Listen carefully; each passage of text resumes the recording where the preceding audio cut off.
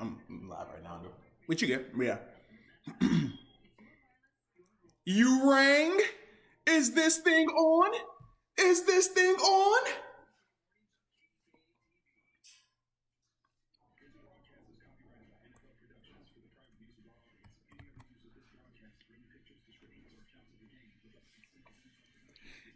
Can you hear me? Can you hear me? If you can hear me, let me know in the chat, please.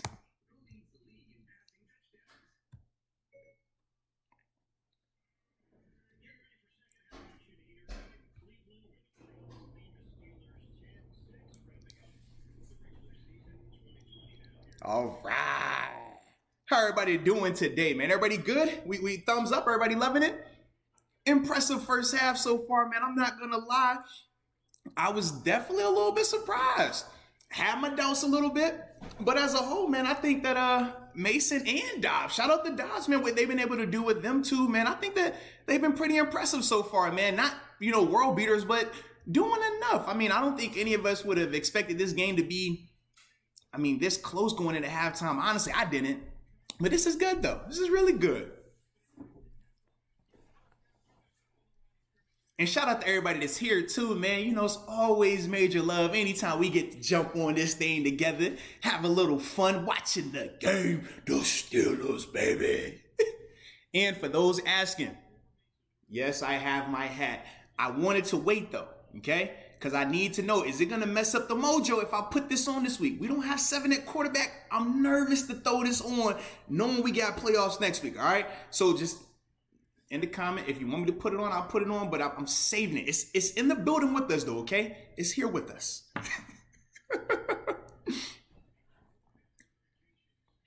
The 4 big ballers.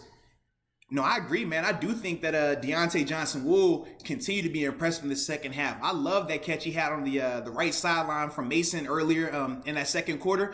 Man, that was beautiful ball placement, but more importantly, a great catch by Deontay.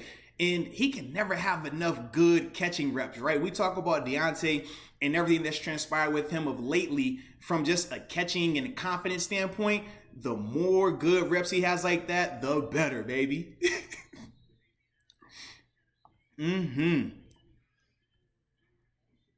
Hey, Jack Herman. Yeah, I agree, man. I do think with with Dobbs, they should utilize the play action a little bit more. Right now, the only time I don't think I've seen him throw it. I know they've used him predominantly on these zone read plays, but I would love for them to potentially pull it in pass. And I think they will, honestly. And this is a good job by Randy Fichtner. First off, designing it like that, using both of those quarterbacks the way that he's using them, very creative. But I feel like he's setting them up right now in terms of what we've seen from Dobbs is a lot of just zone read. Eventually, that zone read is going to turn into play action pass, and I do think they'll hit a shot off of that. So just stay a little patient. We can't give them all the tricks early. You got to make them wait a little bit, all right? Jab, jab, jab. Then we're going to hit them with that haymaker. All right, Nathan says, no, save it. Listen. Right now, the next, 30, 40 seconds, just in the comment section, either yes or no for the hat. Yes, if I should put the hat on right now. No, if I need to save it for next week, because this got us off that 3-game losing streak, baby. I don't want to waste the good mojo. So right now, just yes for wear it, no for save it. All right, okay, I'm seeing a lot of save it's coming in. Okay. I'm with it. I respect it. Definitely respect it, baby. Yeah, because if I was the reason, if I found out that I wasted the mojo this week, and then next week when we really need it, I don't have it, I couldn't face y'all. I would be sad. I would be crying every time I think of y'all, all right? Because I let y'all down. So I'm glad that we were all able to do this together, okay? This is a nice consensus. Yeah, it's looking real. I'm seeing a couple of yeses, but it's real landslide-ish right now. Everyone's saying save it, okay? So just like we always like to do when it comes to voting, I got to go with the vote, all right? There's no electoral college. I don't have a board to go to ask them as well for extra votes, so everyone's saying no. All right, the hat will be on the table. Not wearing it, okay? Or actually, I'll set it right here so it's in the view. There we go. That works. Best of both worlds here. I like it. So now that we got the voting part out the way, where we checking in from, man? You know how we do this thing. I need to know where we're watching at so that way we're all connected. We're all under the same Stiller Nation. You know what I mean? So let me know where y'all at. I'm Pittsburgh, PA, the huge, this week at least, right?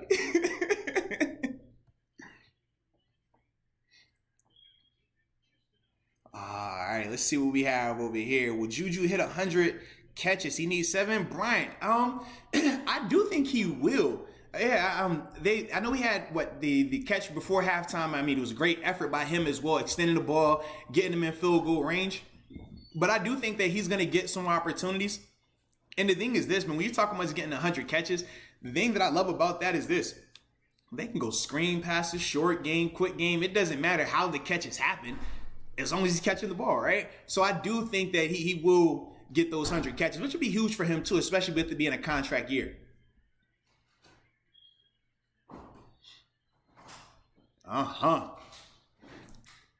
Okay, Altoona, North Lauderdale. I've actually never heard of North Lauderdale. I've always heard of Fort Lauderdale. Okay, Aaliyah, shout out to North Lauderdale, though.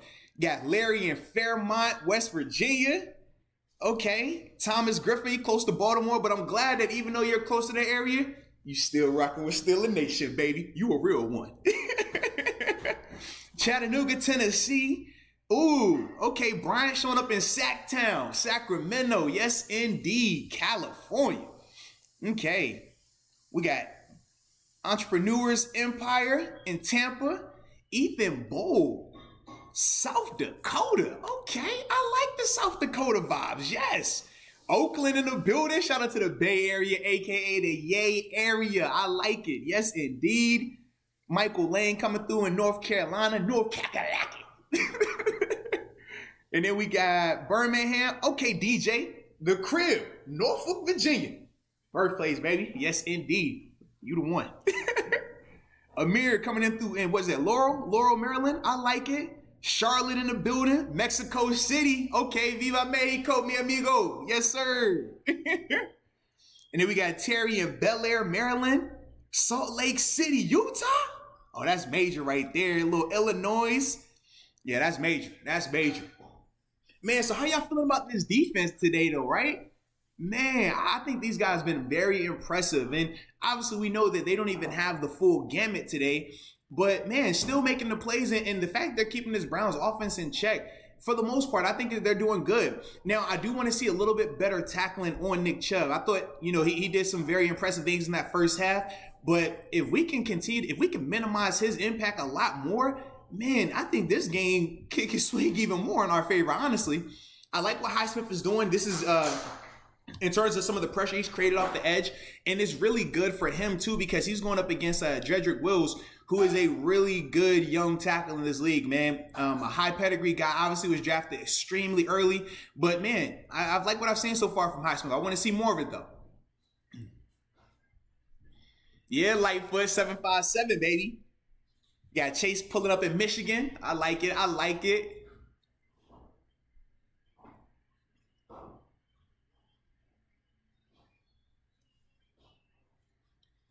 Man, our defense is so fast. Golly. I love the speed that we play with on defense, man. Hey, the sack streak does continue, baby. Keep it going. Keep it going. 804. Okay, Richmond in the building. All right.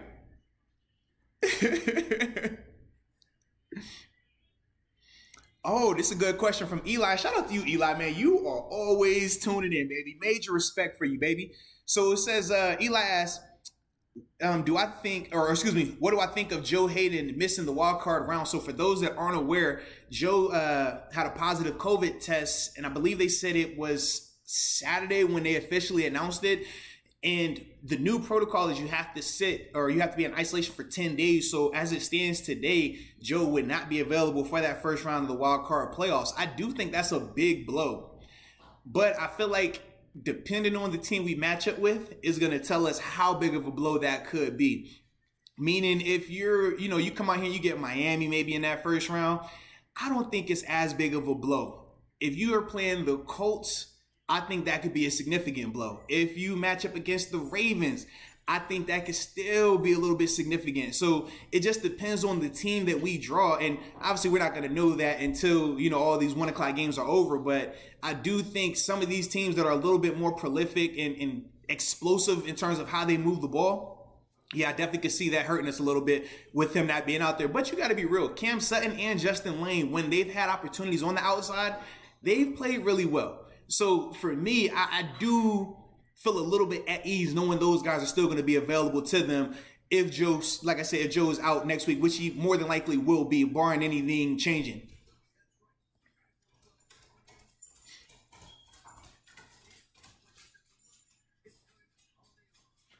All right. But yeah, I definitely want to see some more Josh Dobbs. Yes, Banana Boys. Yes, Eric Ebron is out as well. So the 3 players that were deemed as close contacts, along with Joe Hayden, were, the 2 players as well, Eric Ebron and Cassius Marsh, the new outside linebacker that we had activated to the active roster. I think it was last week was his first game on the 53-man roster here in Pittsburgh.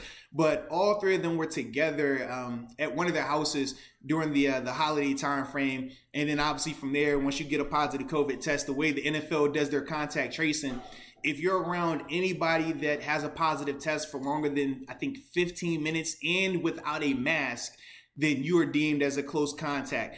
Also, if you're around somebody that has a positive test and they might have coughed on you or something like that, they view as a close contact as well. So that's the biggest reason why obviously Ebron and Cassius Marsh are out, even though they haven't had positive tests yet. Now, hopefully they won't, but they still are in that same ballpark because of those rules. Oh, all right. I think you say Brian. I've never seen it spelled that way though. But yeah, Brian. What kind of dog do I have? I have 2 Frenchies, man. Yeah, I got a boy Frenchie and a girl Frenchie, Biggie and Faith. As y'all can tell, I'm an East Coast guy. Love hip hop. Yes, Biggie Smalls, Faith Evans. Yeah.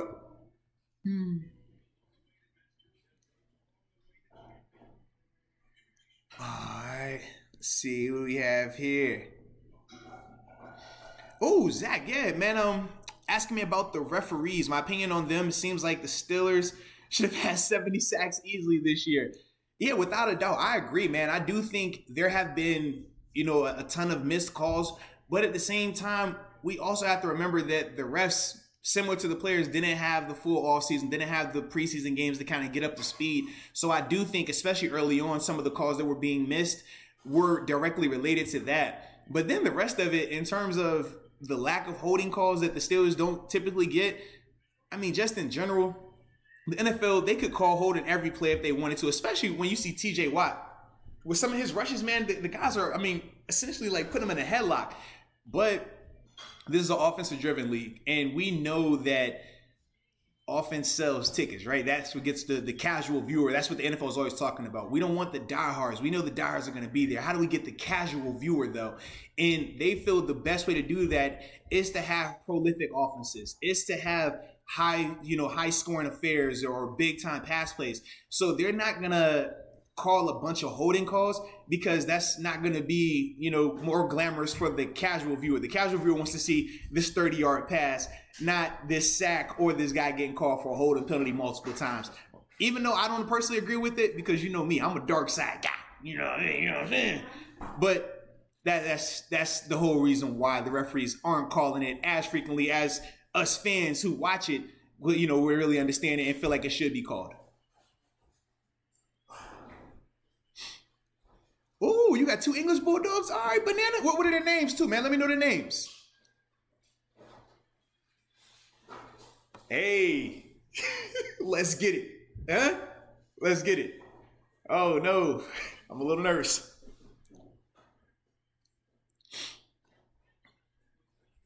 All right. Now, y'all know the rules. I'm following the rules. I give you I'm give you enough of delay.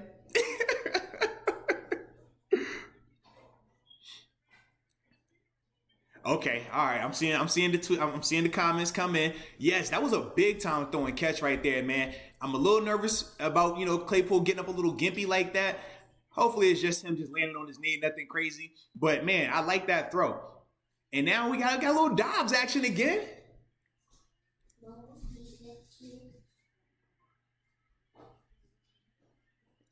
Oh. So we did see an evolution, right? We saw a little bit of the play action pass off of the Dobbs package. Good job by him though, as a whole, man. Just minimizing the damage, get away from the sack, and get rid of the ball. Don't make a terrible play because you're trying to do too much. So I did like that, but man, shout out, like I said, once again, Mason and that deep ball pass. This is what we knew about Mason coming out of Oklahoma State, and we were a little frustrated last year because we didn't see a lot of that. But right now, man, this game, man, this is what, second deep pass. He obviously had another really good pass to Claypool in the first quarter. I'm liking what I'm seeing so far. Definitely liking what I'm seeing. The confidence is coming. You see the confidence coming.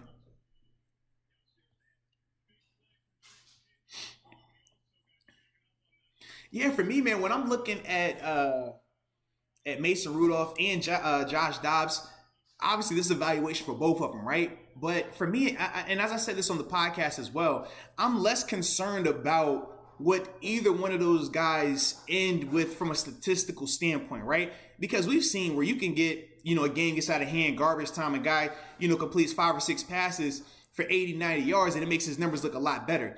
I want to see effectiveness in terms of how he commands the offense and how he makes the throws he's supposed to make, like we're seeing so far today.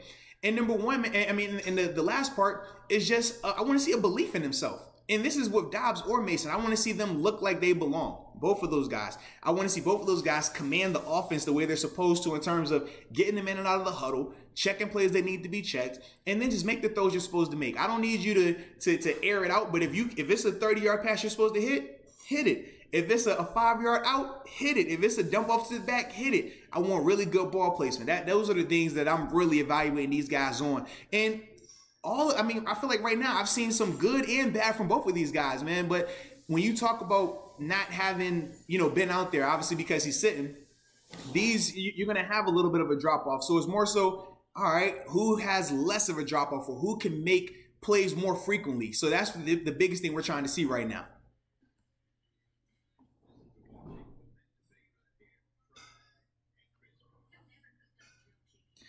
Oh, JR, that's a tough question, man. Who would I rather have, Dobbs or Mason? Well, first off, I'm gonna tell you right now, I'm biased to both. Okay, obviously Dobbs is a former teammate, know Mason on a personal level, so yeah, I'm biased. All right, I like them both. But in terms of which one I'd rather have, I do. I don't know, man. It depends on, for me, who my coordinator would be from an offensive standpoint, and what do I want my identity to be. Meaning this, if I'm going to go the Ravens route, right? Greg Roman, and we're going to do this spread offense type where we want dual quarterbacks in terms of run pass options. Well, then, yeah, I'm going to go Dobbs because I feel like he gives me a ton from an athletic ability standpoint. Not as good a passer as Mason, but I feel like he's good enough if used the right way, right? Similar to Lamar Jackson. Lamar isn't the best passer, but using him in the right way, he can be very effective as a passer, and then you know what he can do from a leg standpoint. Now, if I'm trying to keep the offense similar to what we've seen under his tenure, well then yeah, you go Mason Rudolph because they are pretty much identical in terms of stature, in terms of big arms, not the most mobile, but they can still move enough. But that to me is going to be the big deciding factor. And honestly, we won't know that until we know what's going to happen in terms of moves being made from a coaching standpoint. If they stay as they are or do they make a switch, that's going to dictate a lot in terms of which quarterback you move forward with, honestly, from my perspective at least.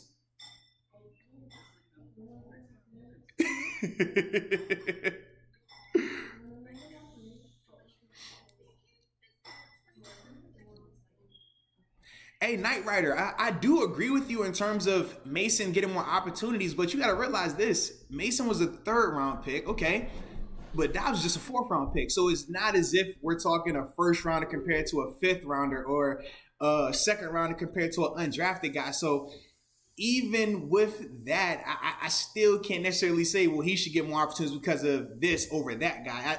third to fourth round is not that big of a difference in terms of how organizations view those guys once you get out of that rookie year. Rookie year, sure, but once you get to 2, 3, 4, and so forth, all of that stuff kind of goes out the window now. Hey, Robert Wanamaker, yes, no more jet sweeps. Y'all heard me when I said it on the podcast. I meant it. I can't see another one. And especially, and listen. You might run the jet sweep, but you better not give it to Chase Claypool. I don't want to see that one again. All right, I'm Chase Claypool jet sweep out. I can't take another one. I can't do it. So hopefully that page of the playbook is torn out, thrown away. That's the hope. That's the goal.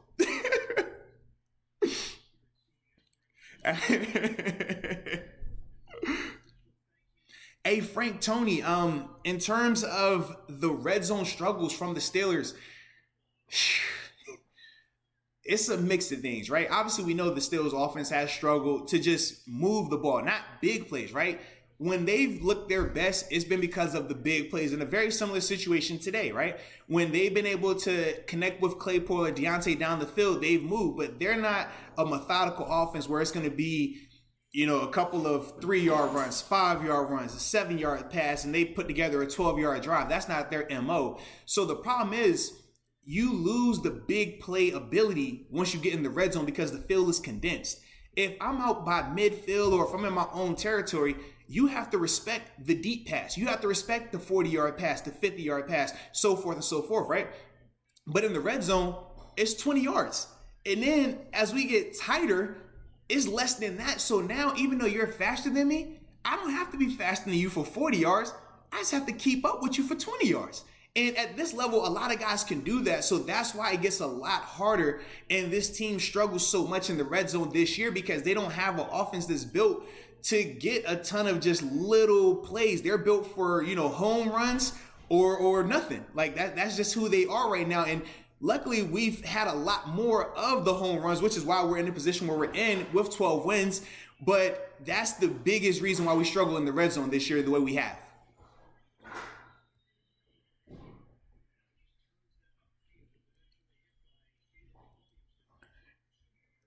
Who do I think is doing better? What's that? Black and Martyr? I think that's how you say that. But in terms of who I think is doing better between Dobbs and Mason, I'm leaning towards Mason because, number one, we've seen him connect on the deep ball. And just knowing how we struggled with the deep passes a little bit throughout this season at times, seeing that, it makes me feel happy. It makes me feel a lot better about, the offense. But that doesn't take away from what Dobbs has been able to do in terms of some of his zone read stuff and just extending plays. But I just think as a whole, Mason, and obviously Mason has had a lot more opportunities. They're using Dobbs more specialized, whereas Mason is actually running the offense. So that's why I say Mason is doing better because he has the full gamut, whereas Dobbs, it's no different than a situational pass rusher. When Highsmith was coming in on just third downs or just obvious pass situations, it's a little bit different in terms of how I grade him and viewed him compared to when he was out there replacing Bud Dupree and playing every snap. It's a lot more on your plate there. So that's why, like I said, I'll give the nod to Mason.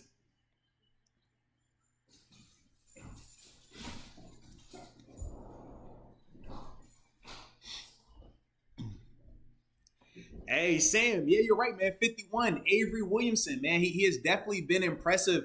I think he's a dude that we were high on him when he got traded here. We spoke very highly of him. The interview that we had, you can hear his excitement as well. If you haven't heard the interview, definitely check that out on the YouTube channel. But as a whole, he just looks like he's getting more comfortable with the scheme. I mean, he had a very impressive performance last week, 14 tackles, a PBU, a sack. I mean, he's just starting to get more comfortable out there. And this is beautiful because he's doing this now. And we know it's going to be even more important that he continues that come playoff time because the stakes are going to be so much higher. But having him and Vince out there together, I absolutely love that.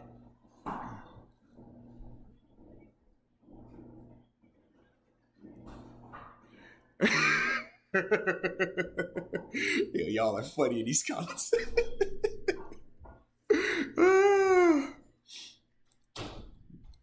All right. Yeah, so I'm getting a good amount of draft questions in here. I haven't fully researched those guys to the full extent yet. So for me, I can't even say off the top of my head who we go with. I do think in terms of the position, I'm not opposed to taking a quarterback. I'm definitely not, just because we know with Ben getting up there in age.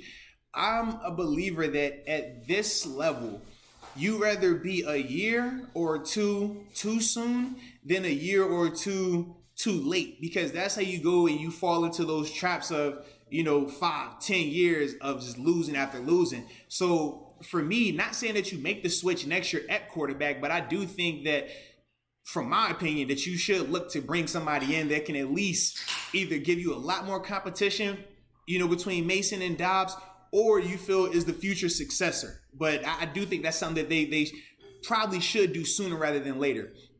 And then obviously after that, man, O-line is another spot they're going to be looking at. I feel like running back, based on James Conner, because this is a contract year for James as well. So if they're able to get a deal done with him, I don't think you need to do a lot of movement in terms of drafting a guy. But if you let him leave, then obviously you're going to need to draft somebody to just add to that room right now, because I feel like James Conner, Benny Snell, McFarland, and Samuels together, it could be, it's cool, right? Especially when they're all healthy and they're all utilized in their best way. But when you take James out of that equation and now it's just Benny Snell, McFarland, and Samuels, nothing against those guys, but that's not going to scare you a lot as a defense. That's not going to put you in positions where you have to alter what you want to do. And I feel like at this level, it's all about matchups. It's all about making a team be uncomfortable and having to play, left-handed, so to speak. So that's the other thing for me. I was like, man, I can see definitely O-line, but I don't think they'll touch running back unless James leaves. And now that y'all have caught up, they go.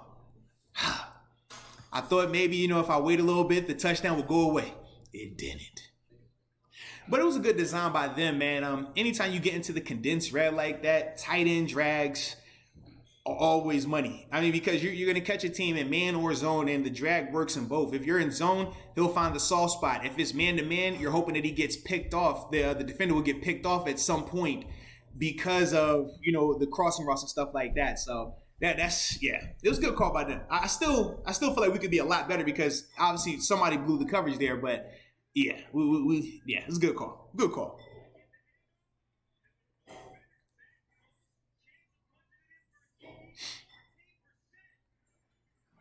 Now the Bugs incident on the sideline. I actually did not. I actually missed that, man. Definitely wasn't paying attention to that part of it. But I'm gonna have to look into it, man. See what happened. Hopefully, there's nothing crazy going on.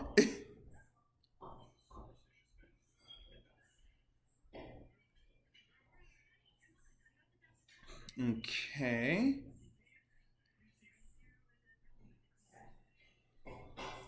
Hey, Ethan. Yes, I did. I did see the hold. All right. Oh, let's see. Oh, I just saw what y'all were talking about now with the Bugs and Davis. That was interesting. Um, wow. What I'll say is this: from personal experiences, sometimes you get in the heat of the moment like that, right? These are guys playing in similar positions, and yeah, you do go back and forth. Sometimes you do get a little agitated with each other. Not necessarily saying that it's all right to be pushing each other like that, especially from Davis' standpoint. You never want to cross that line, man. That's never cool. But I don't think it's going to be something that's serious and that lingers on. I think that's just two competitors, man. Heat of the moment. Yeah, you have some very heated discussions and aggressive negotiations that take place on the sideline at NFL games, man. So it happens. It happens. But like I said, I don't think this is going to be something that we have to watch and worry about, lingering on and stuff like that. It's just two guys in the heat of the moment, man.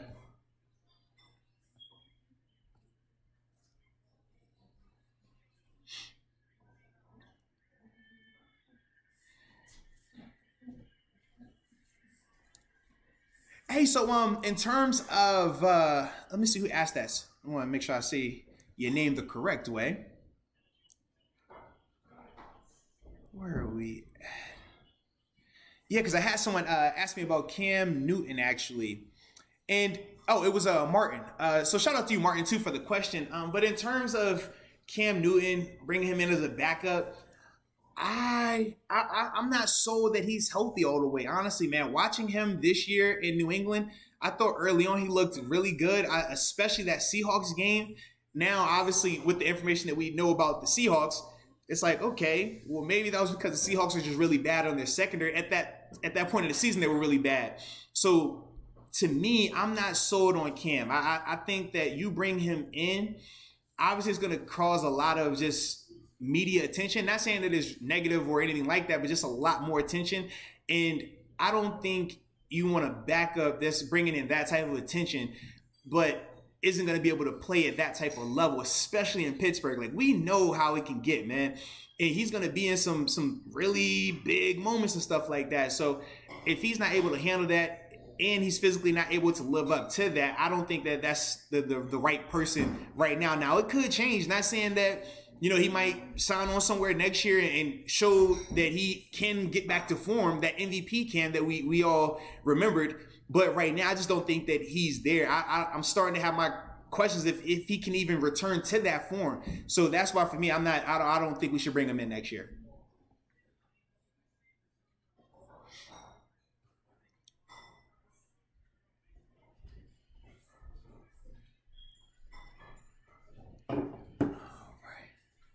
Hey, man, defense definitely gonna step it back up though. And you got to think, remember, we have multiple guys that are out right now. It's a different look. The fact that right now it's 17-9, I don't think that's an indictment on the defense. I think right now we just need to score more touchdowns. What we're having is this. We've had 3 really good opportunities, right? In terms of moving the ball, creating a big play, but all 3 of those drives have stalled. Now, granted, the one was for halftime, but they still have stalled. We haven't had a chance to capitalize. That's the biggest difference right now. They've been scoring touchdowns. We've been kicking field goals. We scored a touchdown on this drive, changed the whole outlook of the game. So that's the biggest thing. We just got to punch it in. We can't keep settling for field goals.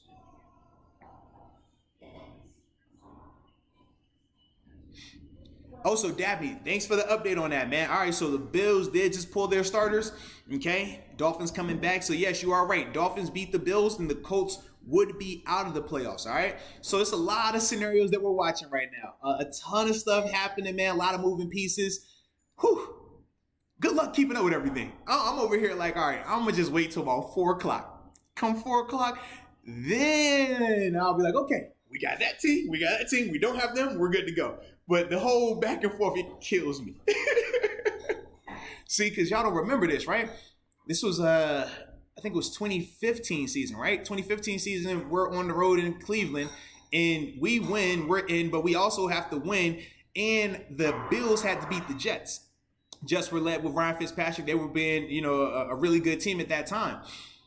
And I remember the whole game, man. We're winning the whole time, but we're just looking at the scoreboard like, okay, they're down 2 touchdowns. Okay, now it's 1 touchdown.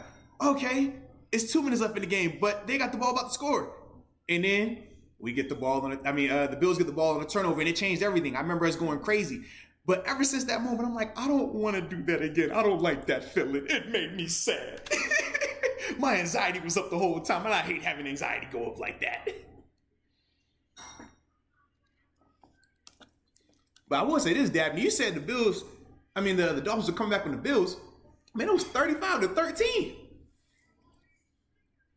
And that was not a good play right there. So now we talk about our evaluations, right? That's not good. We don't want that. We're talking about which one of these guys could potentially be the long-term successor or Ben's backup. I don't mind turnovers, but they got to be good turnovers, right? Got to be good turnovers. I don't like that. Number one, if you're feeling the pressure, right, and you want to make that throw initially because he was looking there first to Juju, and he saw the defender there. If you already see him there and you weren't going to throw it, why try to force it to avoid a sack? Which one is more negative, taking a sack or turning the ball over? So to me, I look at Mason, I say that first decision that you made to not throw it, that was the right decision. The second one, when you pump fake and have to jump to throw that, terrible decision, okay? So those are some of the things that we're looking at, and we want to get that away from his game because that's the type of stuff that if you're not an elite talent like a Big Ben is, right? You can't have those type of plays because that ultimately hurts your efforts because you don't have that ability to just light it up and do something crazy, okay? But anytime you're talking about jumping to throw and all of that, I'm not a fan at all. Not a fan.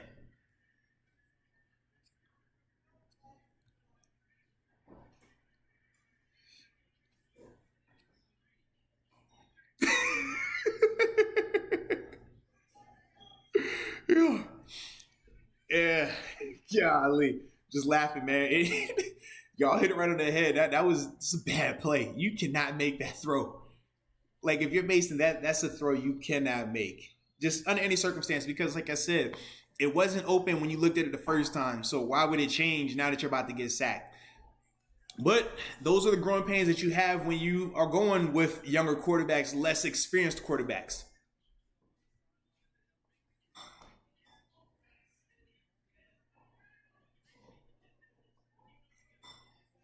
And yeah, I did see that shot to the head, and you're right, it should have got called. And I think obviously the guy's gonna get fined for it. But we say, man, it happens very fast. It's depending on the referee's angle. He might have missed it. Not saying that it's right or justifying it, but that's kind of what goes into that, especially because the difference was this, right? Mason was still in the pocket and it was closing down on him. So in terms of trying to see directly who made contact first, and this from the referee's perspective, not ours. It's easy for us because we got the TV copy, but for the refs making the call in the moment, look at how many bodies were around Mason as that's happening. In the referee's angle where he's standing, it's not as simple as it makes it look on TV right there. TV, they show it from the perfect angle every time. We're looking at keyed in, zoomed in on that. So just think about that too for the referees, man. They're looking at a lot of stuff and their vantage point necessarily isn't the best for every single penalty and stuff like that.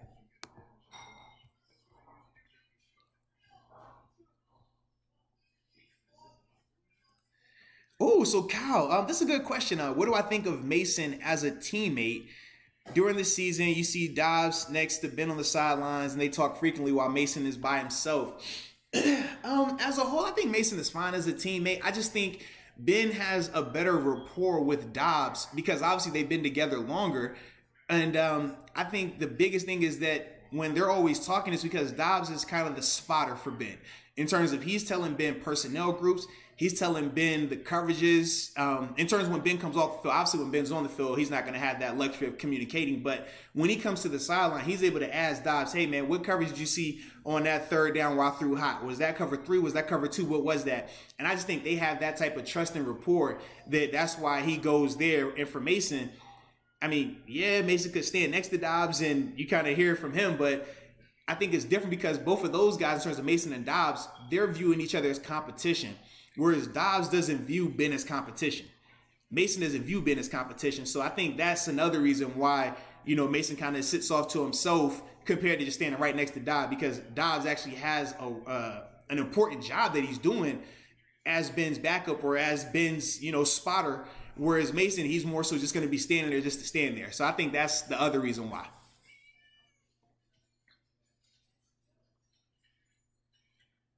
A and DC, yeah, you're right, man. Mason, he's never been a mobile guy. The thing with Mason is he can just throw that rock, man. He throws it. He's good size in the pocket and stuff like that.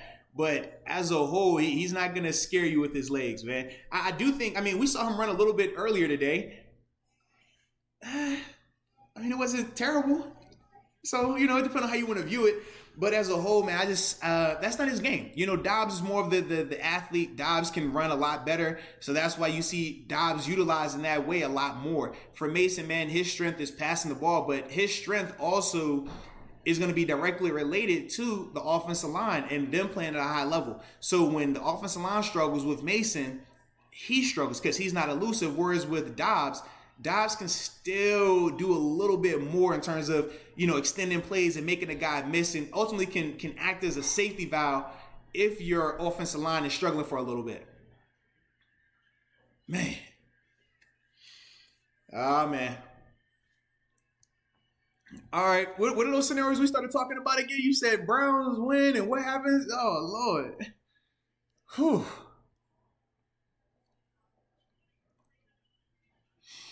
Yeah, we need better than that. That's a good physical run too by Jarvis right there, man.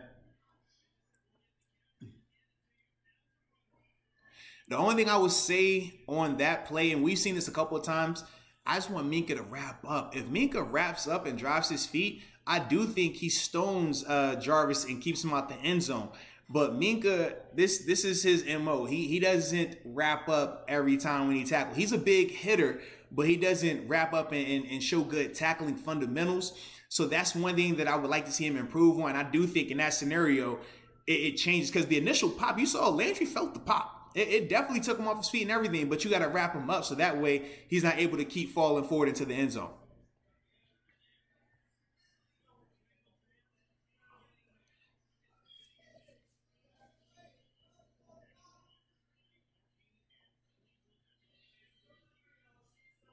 Ooh. I think we will match up with Cleveland. If Cleveland wins, I want to say we would end up playing them, but I think it also depends on Baltimore as well. But I think Baltimore's up big over Cincy, so I do think it will probably be Cleveland. Also, what we have to watch for is Colts and Titans. The scenario I believe is, all right, if I remember correctly, is Browns win.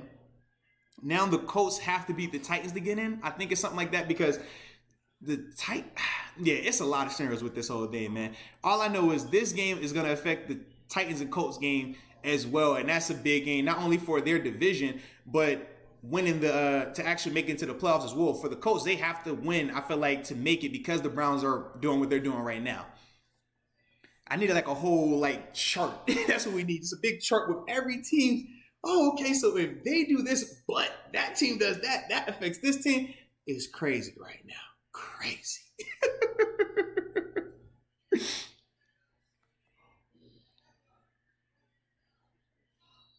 Hey Sean, man, you a real one for that, baby. Yeah, hit the like button, baby. I always forget that, right? I'm still getting a little bit more comfortable with this live YouTube thing. You know, because when we do our videos, you don't really have to do a whole bunch of, oh, make sure you hit the like button. Oh, make sure you comment below. You don't be thinking about that. But now I'm like, oh, that's what you're supposed to do. So yeah, subscribe, hit the like button, comment down below. I'm like official now, right? Oh, man. Hey, so Brian, I don't think that we're not trying anymore. I just think right now we talk about momentum, right? The ebb and flow. I feel like in the first half, especially in that second quarter, we had momentum on our side, and we saw how we were able to move the ball a little bit, and we connected with a couple of big plays. Difference was we didn't finish the drives. We ended up settling for field goals. Whereas now the momentum has swung a little bit. Now, obviously, they got the turnover, but ever since that interception, man, the momentum has definitely shifted. And now we're in this scenario where, okay, who's going to make the play? Which guy's going to stand up? Now, typically, you have been out there, so you feel a lot more confident somebody making a play. But right now, we're going to have to see, can Mason do that? But at the same time, they're also trying to minimize his risk or minimize his exposure. And they're doing it at the right time because you see the game kind of it's leaning toward getting out of hand. If we turn the ball over and Cleveland's able to score here, the game will be completely out of hand. So they're minimizing that by going through James Conner. And I still don't want him out there right now in the fourth quarter. I prefer them to pull him because when he's healthy, he does do really, really good things. But that's why they're doing this whole, let's run the ball a little bit more because they know, okay, we don't have 7. So if this thing gets, too out of hand, we're not going to have that ability to just come back. But man, I'm liking what I'm seeing right now with Conner, man. This is good in terms of physical running. And we talked about this as well, right?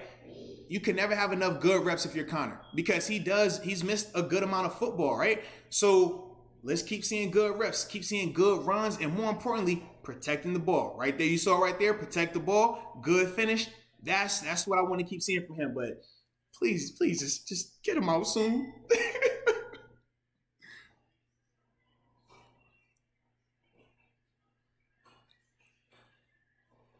Oh.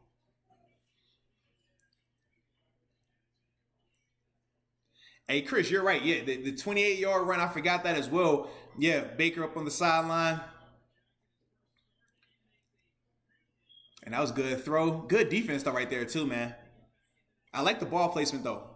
I mean, in terms of the timing of that pass, that's where, like with Mason, those are the things I'm like, okay, that's a good throw. Incomplete pass, sure, but good throw in terms of the timing, in terms of the placement. That was just good play by the defender right there.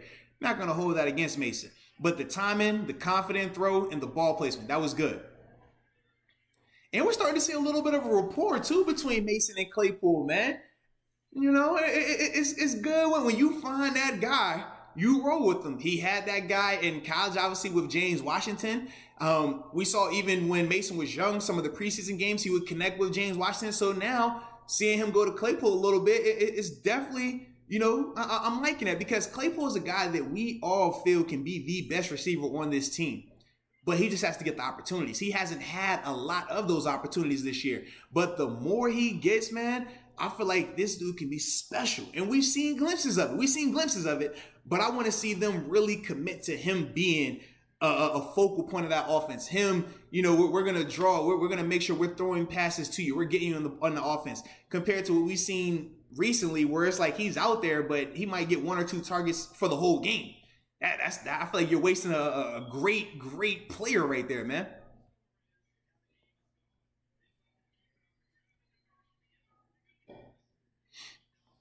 Mm-hmm. Ooh, would I rather play the Browns or the Dolphins?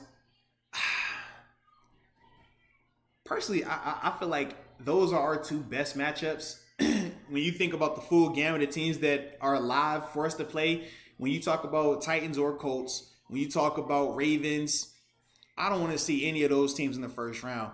Browns, they'll have confidence without a doubt because of this game right here. But we know they look at Big Ben like he's the boogeyman. It just is what it is. It was very similar to when I was in Buffalo and how we viewed Tom Brady and the Patriots. It was like, no matter how good we felt we are, we always felt like we're little brother to them. And the Browns, they're the same way, man. So as confident as they'll be, you know, coming off this performance, it's going to be a total different level of energy, a total different level of insecurity when they pull up the Heinz Field and 7 is walking out there and them playoff lights hit them. They're not ready for that. That's different. So for me, I would love that matchup. Miami is probably my favorite, though, because they won't have Ryan Fitzpatrick. He also tested positive for COVID, so he's going to be out next week. So knowing that they're going to have Tua, and Tua doesn't have that safety net of, oh, if I play bad, we'll switch to Fitzpatrick.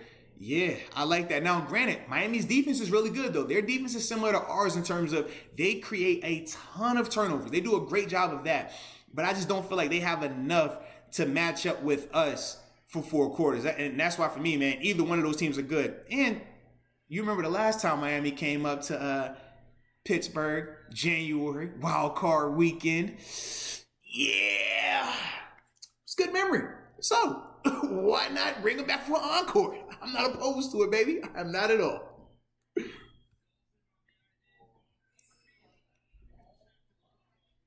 Hey, Jesse, I'm with you. I don't think Mason is playing awful either. I thought that the interception was a terrible throw, terrible decision. But as a whole, I feel like he's been effective. I like his command of the offense. He's getting these guys in and out of the huddle. And he's playing with a lot more just overall belief in himself. So for me, I'm still, I like it. Like I said, I'm not sold in saying he's the face of the franchise for the next 10 years. I'm not there. But I do feel a lot better right now about Mason than I did going into this game.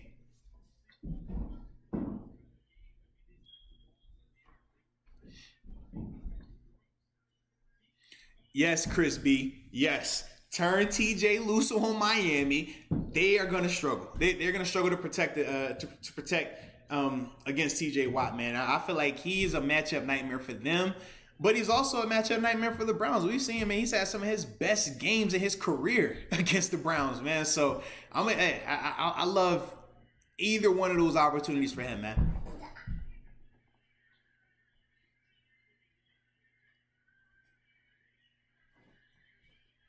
Mm.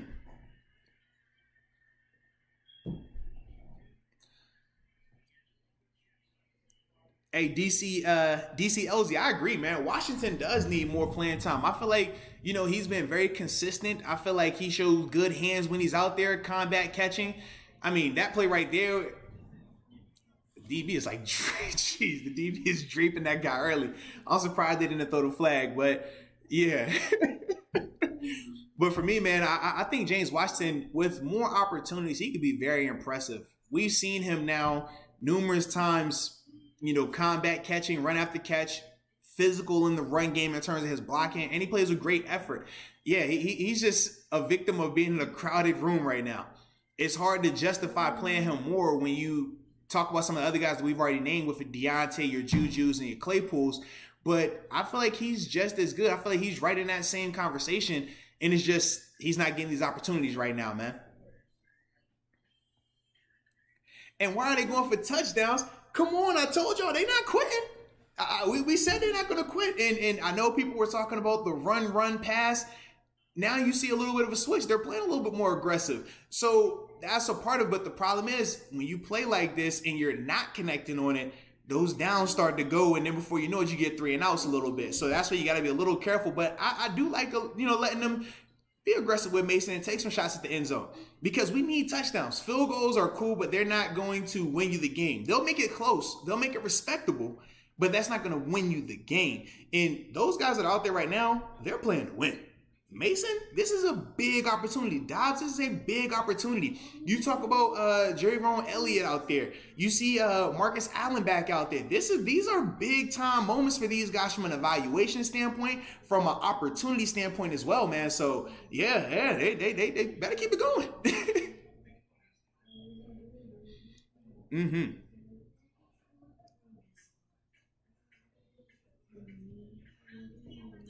Hey, Brett Me. I think I say it right. Brett Me.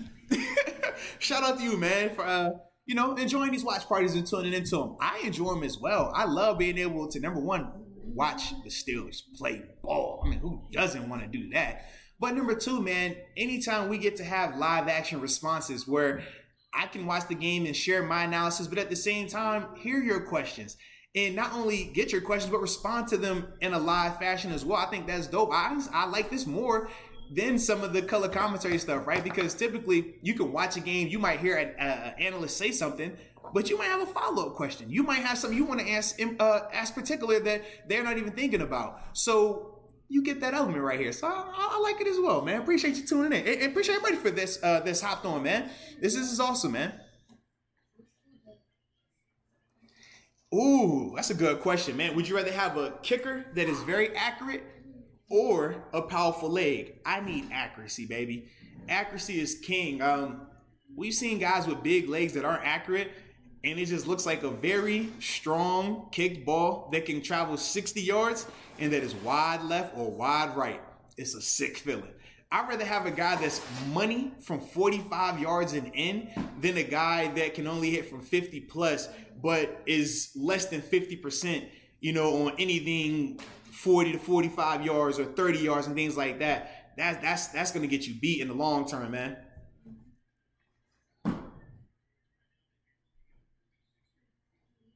Oh, and Kyle, you're right, man. This is we're going to have a big list of free agents, both restricted and unrestricted. But for me, some of the guys that pop off, that jump off my top of my head, Juju, I feel like he's a guy that you definitely want to retain. And that was a big time throw and catch right there. I'm telling you now, Claypool needs to be more involved in the offense. And I love the deep pass by Mason. We know he can throw the deep ball. We know we can do this. It's more so just believe yourself. And he's believing it, and he is airing that thing out. That was beautiful. I love the back shoulder. You got the DB. He's playing, obviously man-to-man right there, but he's not looking back. So you go back shoulder, man. Put the ball where Chase can make a play on it. And if he doesn't, he's going to get the pass interference call as well. So, man, great ball placement right there. And even better move by Claypool to go get that rock, man. Very, very impressive, though.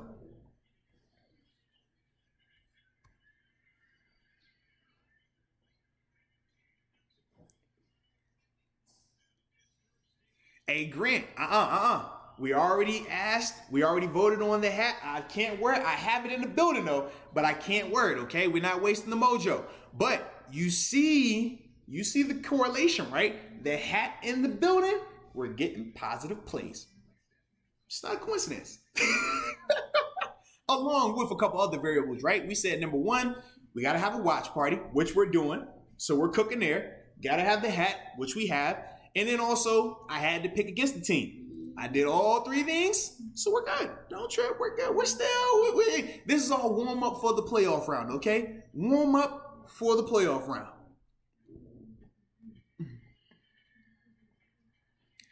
Oh, okay, Andre. Any chances of taking the show on the road? Honestly, yeah, definitely. I'm considering it. If it wasn't for COVID, man, we would have done a lot more on location stuff this year. Last year was our first just go at creating something from a media standpoint, right? And then from there it was kind of building up, but we would do the tailgates, partnering with my guys with Steeler Gang and stuff. So that was always fun, right? Having the tailgates home and on the road. Anybody that showed up to them, they know, man, they were a blast. But obviously this year you couldn't do that. So we morphed it to this. But I definitely want to get back to doing some of this, in-person stuff, man. Watch parties that are, on location where we're all in the same room. And hopefully we can get back to that, man. We obviously have a vaccine that just came out. So as long as that's continuing to be effective and we can get that thing administered, hopefully, everything can work out and we can get back to normalcy come next fall, man. That's definitely the goal. Because, man, I love being around Steeler Nation. And more importantly, in the flesh. Like, virtual is cool. Don't get me wrong. But, I want to see y'all. You know what I mean? Just think about how big of a Zoom meeting this would have to be for me to be able to see each and every one of your faces right now, right? That's not feasible. So that's why when we get back to normalcy, man, yes, we will be out on locations and we take it on the road. Like I said, not just Pittsburgh, but we travel. Last year we were in AZ, we were in San Fran. Yeah, we take the show on the road. We're in Cleveland as well last year. So without a doubt, man. Hey, was that Renew? Where is Deke at? Deke, I believe, is at his house right now. Or he might be at, who is it? McFadden's, he said? He's a homeless man sitting outside McFadden's watching this game. He might be out there. But I think he's at the crib right now, man. Yeah. We're going to get him over here for a watch party. The problem is this. Like I said, for Deke, man, Deke on the weekends, you just never know where he's at. Sometimes he's at the house, might be on the golf course, watching the game on his phone. You just never know with Deke. He's a wanderer from, at times on the weekends. So that's why I was just like, all right, we're going to work on it though.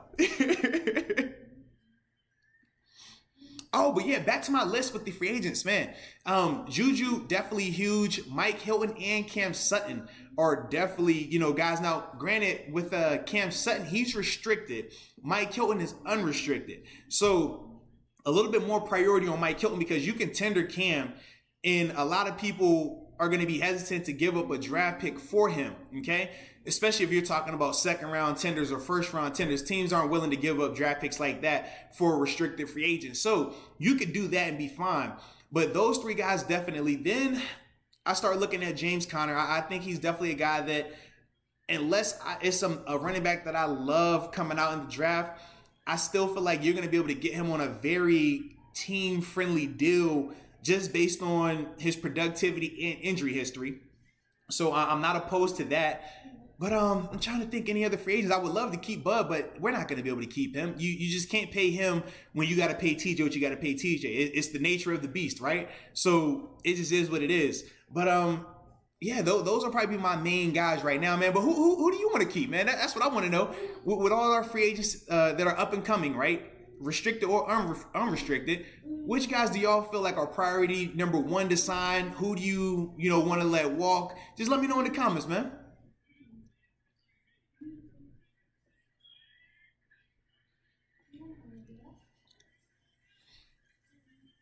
Yeah, Mark, I see you, man, talking about Hilton priority number one from a free agency standpoint. Yeah.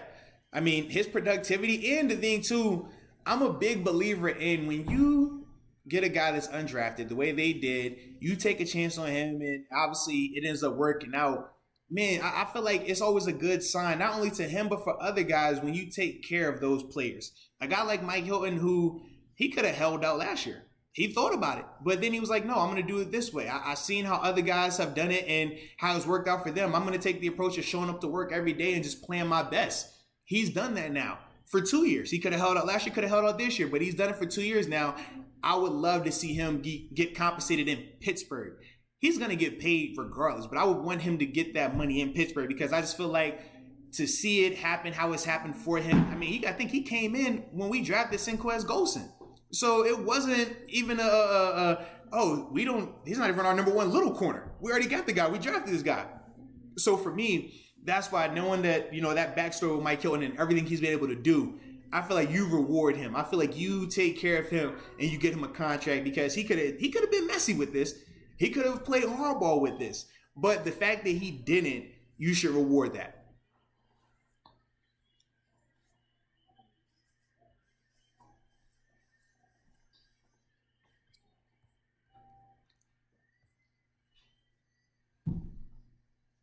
Oh yeah, hey Jabbar, Mike is super humble, man. Anybody that's been fortunate enough to be around him, interact with him, talk with him, man, super humble guy, loves ball, just a good dude, man. Really proud of him, man. Like I said, for me, I always take a liking to him because as a 6th round pick, I always view myself 6th round, 7th round, undrafted. I feel like we're all in the same boat. So we always had that connection, that rapport of just being guys that had the odds stacked up against us. I was undersized. He was undersized. I was a late round draft pick. He was an undrafted free agent.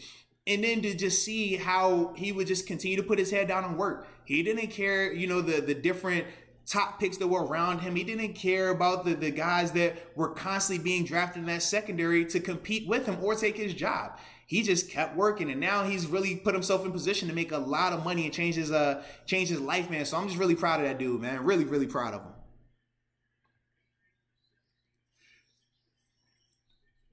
Hey Baker, man, Baker keep running like that. He gonna get himself knocked out this game, and that's the only reason why I'm not opposed to it. I'm loving this new running version of Baker, and I hope that he gonna feel enough of the hits, but I don't want him to get banged out just yet. I want him to wait a little bit, feel it, but keep the confidence. So then next week when we're playing them and we got the real guys out there, now we can get that flashback of Bud Dupree, Matt Moore, all the Steelers fans that know exactly what I'm talking about right there. Because that's what he's going to set himself up for. So, yeah, we're not tripping on that. Have fun. Get all the exercise you want this week, Baker. Get all of it you want. Just know the sleep button is coming, and you don't like it.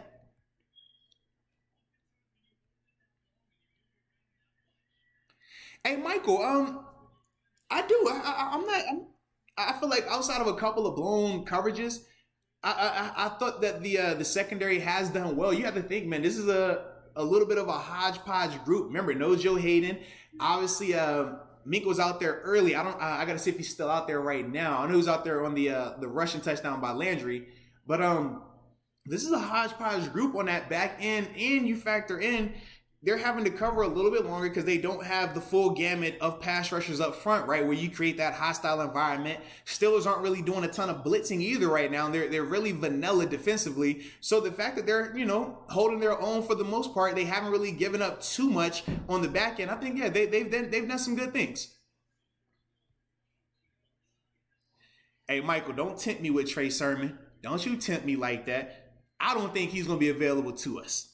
That's why I'm not even I didn't think of him. But Trey, come on, man. Trey is a beast. You saw that performance the other day? That boy real. real. Oh, okay. Bud, Hilton, and Juju. Like I said, I would love to be able to keep Bud. Bud is my guy. That's my dude. I just don't think we're going to be able to pay him the way that he needs to get paid. And he's rightfully earned it, too. Played under the franchise tag. And this is why we don't like the franchise tag, because you get the injuries on the 1-year deal. But these past 2 years for Bud, especially everything, in terms of the slow start to his career, a lot of people were questioning whether he was a bust or not. The fact that he kept working, stayed humble, and put together 2 very impressive seasons, man, I feel like he's a guy that should get every penny that he deserves. I just don't think it happens in Pittsburgh. That's my only thing. Shout out to my dog, To It, man. Let's go. Do it, To It. See, this was the stat padding game that he was talking about. He just said it a couple weeks too early. This the one. Get him, To It. And To It done caught some people over in Cleveland too. Holy cow. Ooh, okay, Javon Kinley. And you're another one, Javon. I always see you in here, baby. Shout out to you. Said that you would rather, you want us to get Trey Lance. That's the quarterback out of North Dakota State. And keep Mike Hilton. Man, if Trey is available, I think he's definitely a guy that could help. Now, he's going to be an intriguing prospect because for those that don't know, he went to North Dakota State, similar school, same school as Carson Wentz. lit it up as a true freshman. Beat my team, James Madison, in the national championship last year. It was back and forth, but he was the deciding factor. He was the best player on the field. He doesn't have a lot of experience. That's the only thing. Last year, like I said, it was a true freshman year. They played one game. He played one game this year. Obviously, because of COVID, that was the only game they had scheduled. So not a lot on him in terms of extensive tape to know what his strengths and weaknesses are. But I do know last year, I think he had like 30 or 40 touchdown passes and 0 interceptions. Yeah. 0 interceptions for the whole season. It's crazy. It's crazy. But if he's available, I mean, sure, yeah, I think that, man, he brings a dual threat ability and can throw the ball. But like I said, you just don't really know what you're getting from him because you haven't seen a ton of tape on him.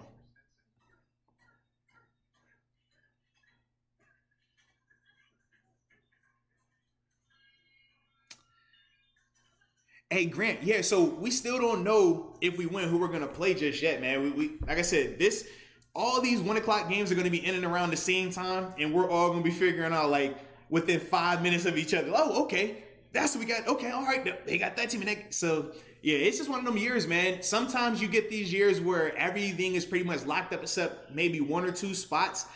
This year, it's a little bit different, man. Outside of the top 3 seeds, everything else is pretty much wide open. The AFC South is open, and then along with all of the wild card spots are still open right now. So, I mean, that's what makes it so interesting, though, right? When you talk about coming into this last week, the week 17, the reason why it's always exciting is because you get this where every game matters. This is kind of like that it feels like a playoffs already started, you know, because every game matters for a lot of teams out here right now.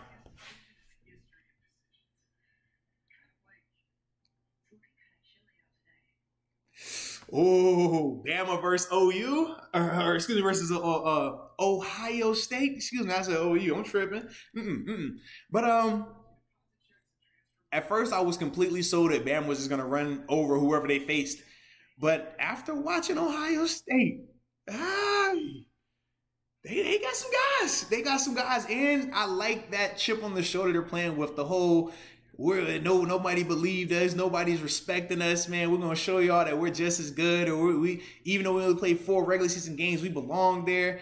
So it's gonna be a good game. I feel like, to me, I'm leaning Bama just because I'm a big Nick Saban fan. I feel like he is the GOAT when it comes to coaching. I mean, I'm talking like just the way he's able to consistently win with different coordinators, different quarterbacks, different styles of win. Sometimes he wins with defense. Sometimes he wins with offense. Sometimes the running game. Sometimes the passing game. He's just so dynamic. So for me, I just feel like, man, that experience and knowledge is enough to get them over the hump in the Natty.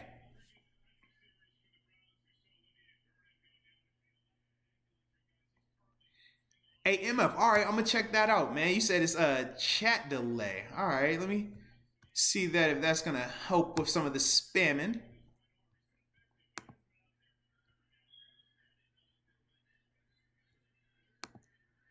I ain't even gonna mess with it. I'm not gonna lie to you. I'm not that tech savvy right now. Listen, it took me about a week, 2 weeks to figure out how to set this thing up. I'm not touching any switch right now when we live. Y'all remember what happened when we did the film session? Took me 30 minutes to even get it to work because I ain't clicked the right button. So I'm not touching it. Next time I got you, though. Next time I'll make sure the comments are a little bit delayed so that way we can avoid some of that spam and stuff that's going on. Hey, Michael, you are funny, man. You want Trevor to go 30 seconds so he can come to the Steelers. Listen, if Trevor falls that far, man, you know how Deke shaved this one eyebrow? I'll shave both my eyebrows, all right? I don't see that happen. Even if he were to get injured in the national championship game, it's not happening, man. Like, he's that good. Yeah. And I don't even think we can give up enough to even trade up to even get him. So, yeah. You know what? We'll just hope that maybe down the line, our passes can cross. Very similar to Drew Brees, right? Drew Brees started out in San Diego with the Chargers. Things didn't work out. He ends up in New Orleans. Everything changed. Works out great for him. We can get a scenario like that. It can happen. It can happen. But yeah, I don't see us drafting him.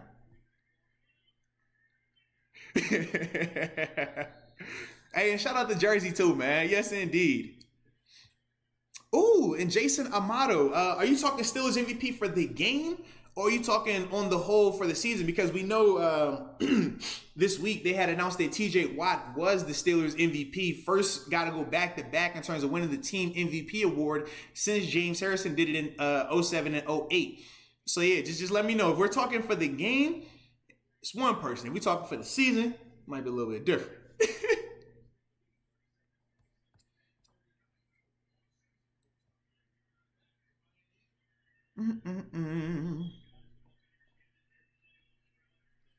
Yeah, so if we're talking for the team, man, without a doubt, TJ Watt, man, he's been phenomenal all year. I mean, as much as Ben has impressed and as important as Ben has been, and y'all caught up, right? Everybody's caught up now?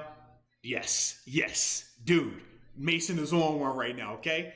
Hey, he might have heard y'all talking greasy about him. That might have been it. Because he is on one today. This man deep ball has been nice. Real nice. I'm loving it. And he's spreading it around, man. This is the second deep ball to Deontay. We've seen Claypool catch 2 now. I'm liking what I'm seeing. He's definitely making us be a lot more comfortable and confident. Now we're getting a little Dobbs back. Okay. Low zone read again. Okay.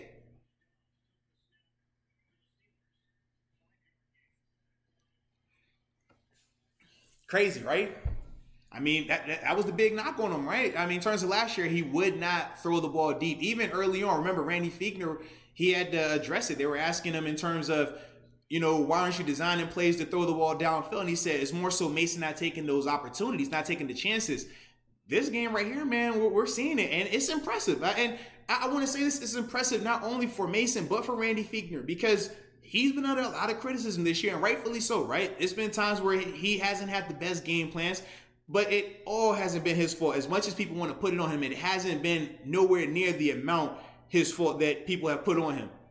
But to see him design some of the stuff that he's been doing with Mason and Dobbs today, and this is against a Browns team that are fighting for their playoff lives. They have to win to get in. And you see, the Browns are starting to get a little nervous. That was a big time throw and catch right there, man. To me, I'm just impressed, like I said, with his calls in terms of the shots that he's taken, this aggressive turn that we've seen, especially in the fourth quarter, right? The beginning of the fourth, it was a lot of just run, minimize the damage, minimize the exposure. But now we're seeing them really take the handcuffs off and take some shots. It's looking good. I'm liking it. Yes, man. Mason got that ice in his veins, baby.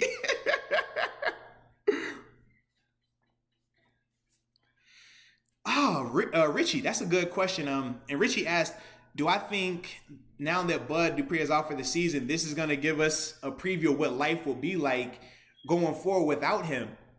I do think so, but I do think that it's getting a lot better for us now that we're seeing Highsmith start to get a little bit more comfortable out there. I thought early on, the first couple of games for Highsmith, I do think that he played well, but struggled to make plays, if that makes sense. In terms of he played well, he wasn't having mental errors. He wasn't being the worst player on the defense and things like that, but he wasn't making a ton of plays. Whereas this game, we're seeing him make plays. He's starting to flash a little bit. And then obviously last week, we saw him flash a little bit, especially late in the fourth quarter with some of his rushes.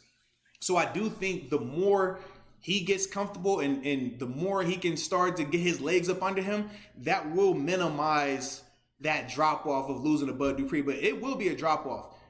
Unless Highsmith turns into a Bud Dupree caliber player next week, you're going to feel that. Or even when you're talking about next season, that's a big jump. Remember, it took Bud, 3 years to turn into that. So that's my only thing. I do think we're going to feel that drop off. I just hope that Highsmith can do a good enough job to minimize it until he is ready to be the guy. But man, this is huge, baby. This is huge. We got action.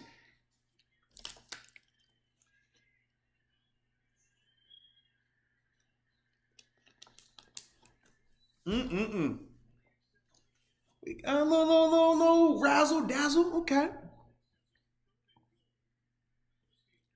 See.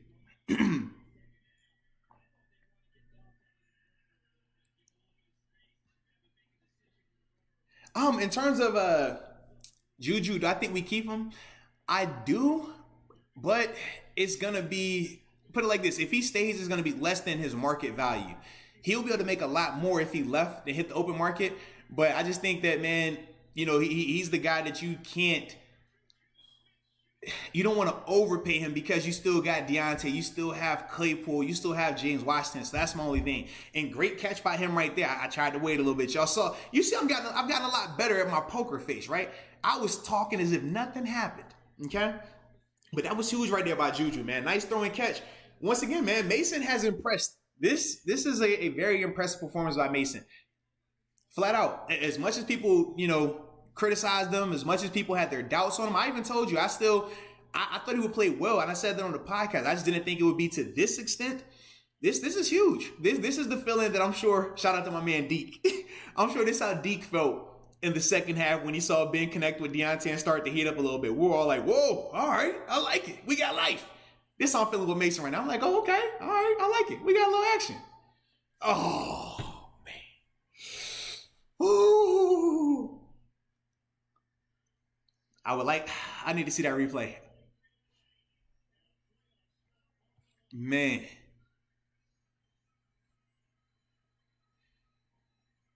Still a big play though right here for the Browns, man, because now they don't have the luxury of just being able to, eat up the clock, go 3 and out. But that was a hole. You got to call that. Ah, man, I'm not a fan of that. I feel like when the hole is happening on the intended receiver, especially, man, in the end zone, you got to call that. That was terrible.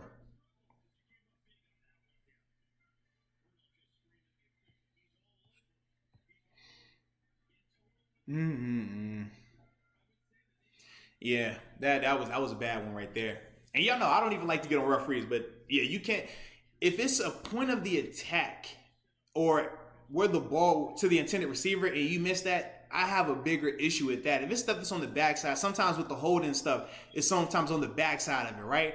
Or even with the hands to the face, like it was crowded up, it was to the, where it was taking place, it's hard to see from a vantage point. That wasn't the case right there, man. All eyes are right there on that particular play. You got to call that. I'm not a fan of that.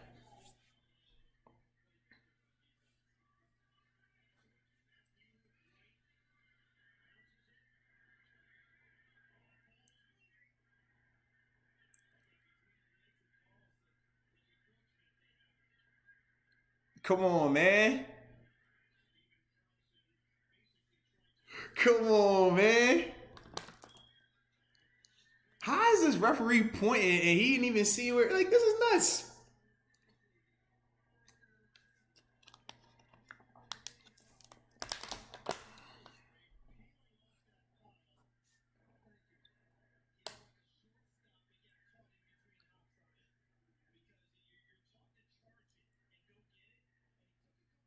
Yeah, I need to see. I'm definitely gonna need to see this replay. How is this referee just saying right now that he has the ball? Like, how can you even tell he has the ball right there? I see my man Danger. Shout out to Danger too. It's my brother. But man, like this is crazy. Referee pointing just a point. Like, bro, there's no way you can tell me who's at the bottom of that pile with that ball right now. No way. Dog.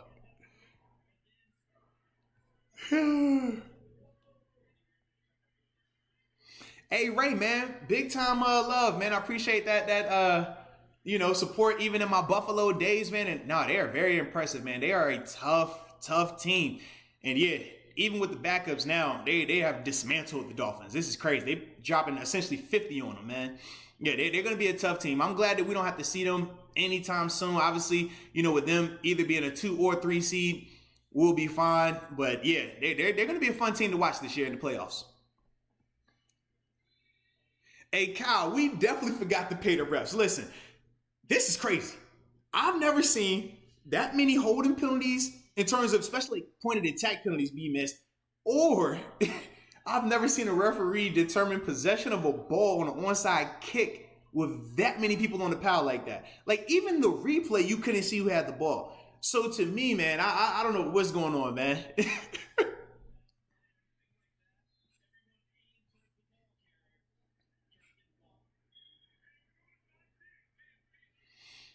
Man, this is crazy.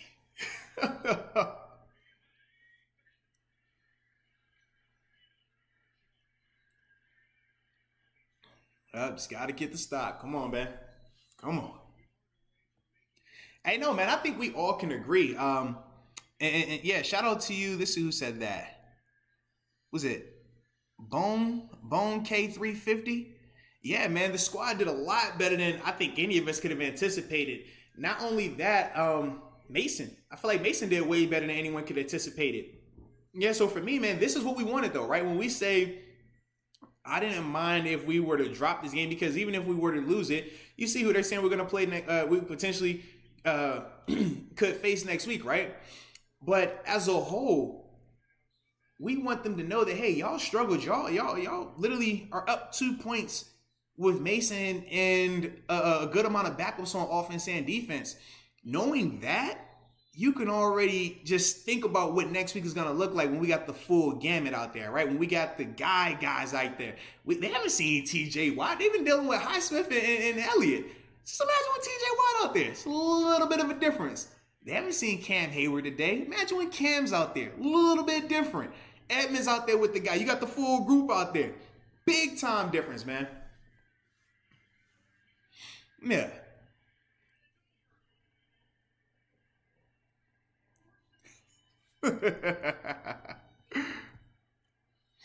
Yeah, Cleveland, y'all had that one. It's cool, baby. Just know what next week is. That's the big thing, right?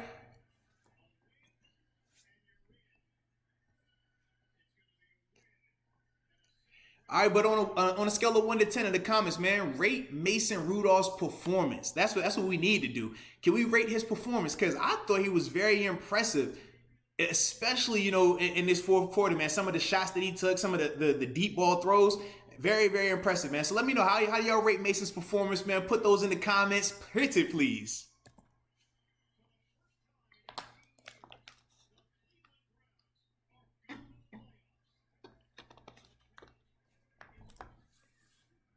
Mm-hmm.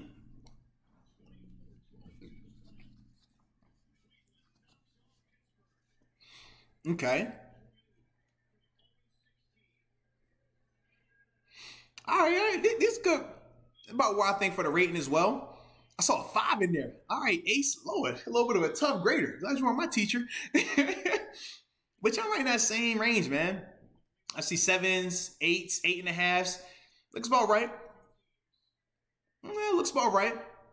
I feel like he had a stretch in that third quarter where the play kind of got bad. Obviously, he had that bad pick, but as a whole, man, pretty impressed. Pretty impressed. Now, obviously, as we always say, it's never as good as we think, never as bad as we think. But I always want to get the initial, reaction, because that tells you something, right? Now we'll go back, watch it like I always do, man. We'll break it down a little bit later on throughout the week. But man, I do think that we're all on the same page in terms of, or at least the majority of us are on the same page with our initial thought of Mason, man. Yeah, I love the deep balls that he was throwing, though, man. Very, very impressive. Very. But it happens. It happens. And it's what we expect, right? We said, man, the Browns should win. They got the full gamut. So we not tripping. And yes, the Bills did put 50 plus up. Whoa. That was crazy. But we not tripping, baby. We know where this is going to be next week, man, in Heinz Field. So I'm excited about that. But more importantly, man, I hope y'all enjoyed yourselves. I had an absolute blast doing this. And like I said, we got to keep this thing going, baby. All right, got to keep it going. The good vibes of all the 3 things that we talked about, right? Hat, watch party, picking against them. It worked out. Mason balled out. We're right where we needed to be. So with that being said, enjoy yourselves. All right. Stay safe for the holidays. And I look forward to seeing you guys next week. So appreciate y'all as always. And until next time, peace.